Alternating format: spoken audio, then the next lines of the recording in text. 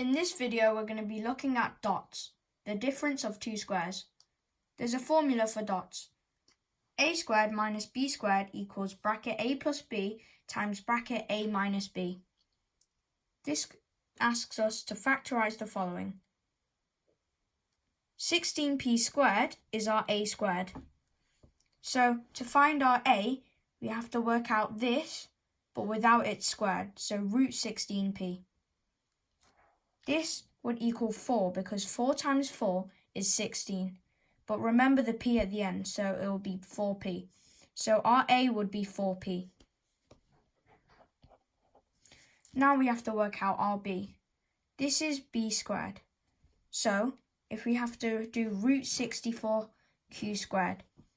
So if we root it, our squared will disappear. So we'll just have 64q. And we have to root 64 as well, which is 8. So we have our plus sign and then 8q as our b in brackets times by 4p minus 8q. Now let's try question 2. We can't make this into something like this, like where we can directly make our a without this one we just did it with straight integers, but this one we have to first take out our 2. So let's take out this 2 first, and if we take out our 2 we will get 2 bracket x squared, so x squared, and then over here we'll have our this divided by 2, which is 16y squared. And now we can solve this bit in the bracket like we did on question 1. So x squared is our a squared. So to find our a, we have to squared, so it's just x, because x times x is x squared. So we'll just have our x. Then we have our plus sign, and we have to work out our b.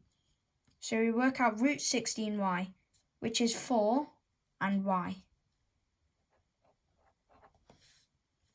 Now this is in brackets, and we can make this, end it with x minus 4y.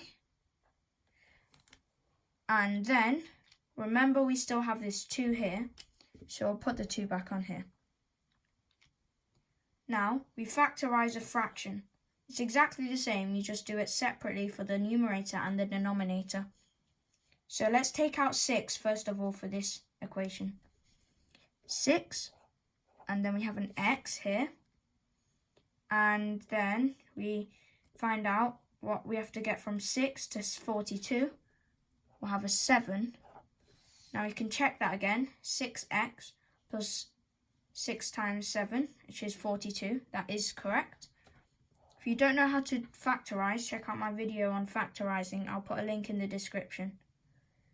Now we do our denominator. X squared is a squared, is our a squared. So we have to work out x.